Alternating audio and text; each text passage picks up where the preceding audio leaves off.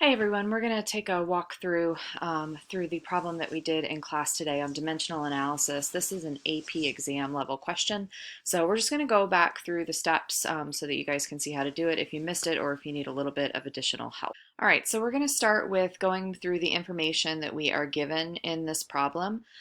So for example, if you look at the very top sentence, it tells us our project will consist of 200 wind turbines, each with a capacity of 4 megawatts, so the amount of energy they're producing, and each turbine costs 1.2 million to build. And we also know the electrical demand in the area to be served by the project is expected to be 2.0 times 10 to the 6 megawatt hours. So what we want to do is go ahead and make a list of what is known to us in this problem. So for example, we know that we have 200 turbines, and I apologize for my bad handwriting here. I'm trying to use a stylus. Each has a capacity of 4 megawatts, and that each turbine is going to cost 1.2 million apiece, and that the electrical demand, so basically the amount of electricity needed for this particular area, is 2.0 times 10 to the 6 megawatt hours. And megawatt hours, by the way, is basically megawatt times hour. And that is going to be important for your dimensional analysis when you are looking at your units. So we're going to use this particular information to kind of guide us through this problem here. So block this off over here. And let's go ahead and take a look at part D. So what it's asking us to do is calculate the amount of electricity in megawatt hours, so this is what we do not know, that the wind project needs to generate per year, okay, in order to provide 80%. All right, and there's always a lot of information given in these particular problems, so it's a good idea to go ahead and jot down a few notes as you work them out to help organize your thoughts. So to provide 80% of the annual electric demand, well, we already know that our demand is that 2.0 times 10 to the 6th megawatt hours, and we want to provide 80% of that. So to set this up, this is actually a percentage calculation, not a dimensional analysis part. So these problems from College Board are going to work in a couple different types of math. You should already know how to do percentage calculations from previous math courses. Otherwise, just go ahead and follow along with me. So to calculate this, what we're going to do is 2.0 times 10 to the 6th megawatt hours. And we are going to multiply this by 80%. And 80% in decimal form is 0.80. And what that's going to give us, and again, you are allowed to use a calculator, so go ahead and put it in. So what we're going to get from this once we do the math is 1.6 times 10 to the 6th megawatt hours. All right, so let's go ahead and take a look at the next part, which is part E. I'm going to go ahead and copy down our key information that was given to us on the previous slide, which is that we have 200 turbines. They are 1.2 million each. We know that they have a capacity of 4 megawatt hours, and then our demand was 2.0 times 10 to the 6th megawatt hours. And then we also just had our answer from the previous part, which was part D of the whole question, which we just solved, which is 1.6 times 10 to the 6 megawatt hours. And remember, this was at your 80% capacity. Oftentimes problems will have something that continues into the next step. So it's important to keep that number in mind. Chances are you're probably going to use it again in the following section of the problem. So all of the information that we have here is actually going to be pretty vital to answering our problem. So what we're going to do next then is take a look at our problem. So we have customers in the service area pay 20 cents per kilowatt hour. And we need to calculate how much revenue, basically how much profit, that's going to be produced if the wind turbines provide the 80% of annual electrical demand. And remember that 80% we already calculated in the last problem, which was 1.6 times 10 to the 6 megawatt hours. So we are going to use that number again here.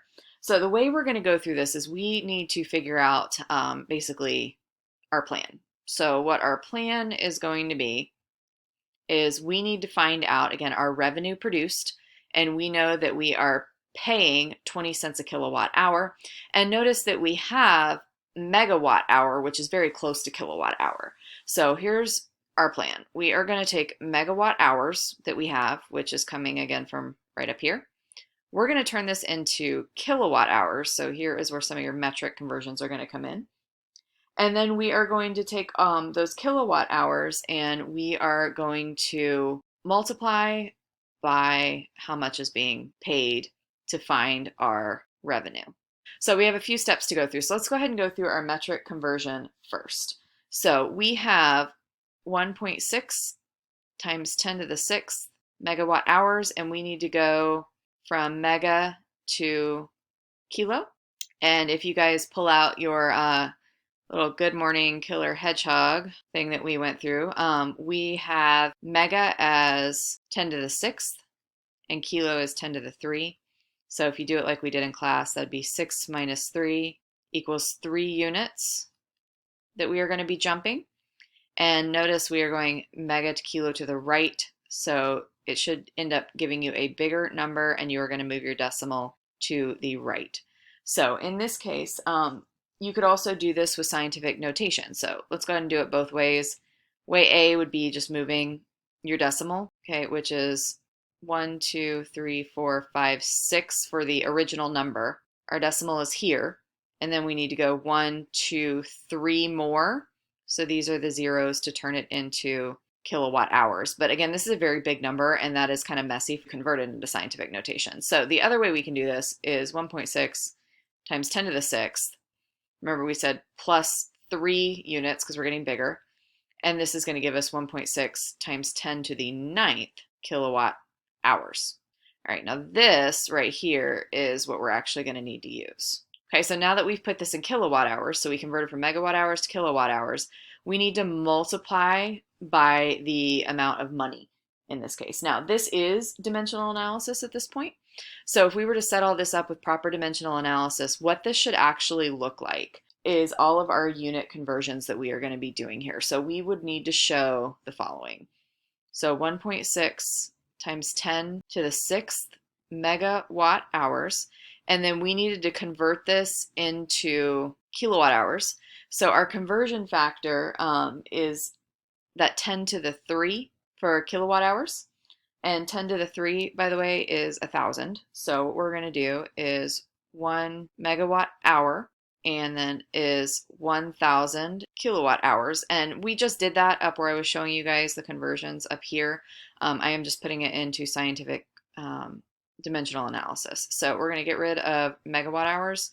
We have kilowatt hours, so that's good. And then what we're going to do next is find out what our actual profit is. So, and profit is ultimately, remember, revenue was our final goal. So we want to cancel out our kilowatt hour and we want to basically come up with money.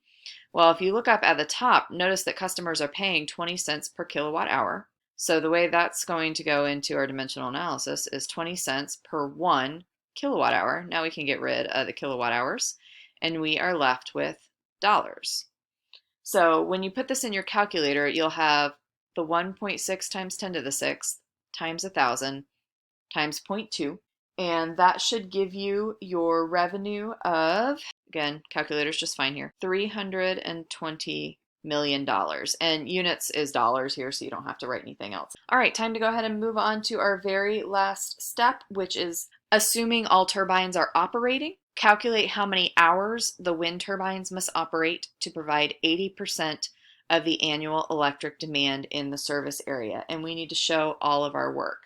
So again, all that information presented in the beginning is very important. We need to know that there are 200 turbines. We need to know that they are operating at 1.6 times 10 to the 6 megawatt hours, and we calculated that. That was your 80% capacity. And we need to know that those turbines have a capacity each of 4 megawatt units of energy. So to do the dimensional analysis on this, we kind of need to, again, set up a plan. We're trying to find out how many hours they have to operate to provide that. Now, those hours are actually coming from this right here, that megawatt hour. So remember that megawatt hour is really megawatt times hour. So we want to isolate that particular unit right there. So what we're going to do is we are given our turbines, we're given our megawatt hours, and we're given our capacity. we're going to have to go through and multiply those out to try to cancel our units. So let's go ahead and start this with what our energy capacity is. So we have 1.6 times 10 to the 6th megawatt hour. Remember, it's basically megawatt times hour. We're going to put this over 1. And we need to isolate hour. The first thing we need to do then is go ahead and get rid of megawatts. We want to cancel that. So to get rid of megawatts, our megawatts are actually right here. It's the production. So 4 megawatts produced by each turbine. So your actual conversion factor here is 1 turbine produces 4 megawatts. So get rid of your megawatts. So now we're left with hours times turbine. And in this case, turbine is acting as an actual unit. So what we need to do is get rid of turbine. Okay, well, the only other thing we have with turbine is that there are 200 of them. So sometimes these are not going to have just straight up metric numbers you're dealing with. You may have kind of an odd unit, again, like turbine, and you'll just have to use a little bit of common sense and try to figure out how to deal with it. So if it's given to you in the problem, for example, the 4 megawatt hours in the beginning of the problem or the 200 turbines, you're probably going to use it at some point in time. So if you notice you get to the last step and you've not used it yet, you probably need to use them. So if you notice in the previous 2 problems we worked out, we did not use turbine and we did not use 4 megawatt hours.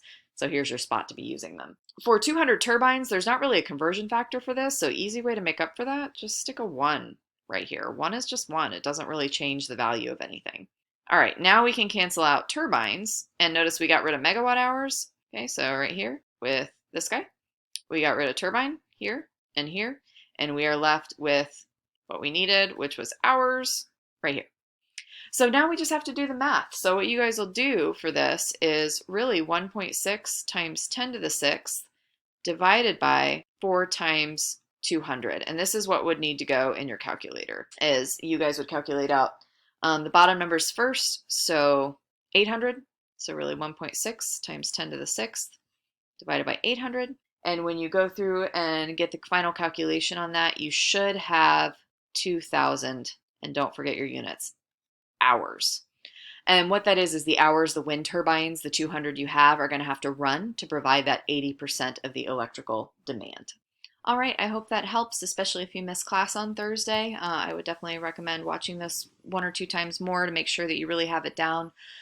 When you guys are setting up these problems, keep in mind that they want you to show the dimensional analysis, which is what's in the middle of your screen there, where we've got the numbers over 1 and the units canceling out. So please make sure when you're doing the calculations that you are setting it up and you are showing that, and do not forget to include units. Units are very, very important.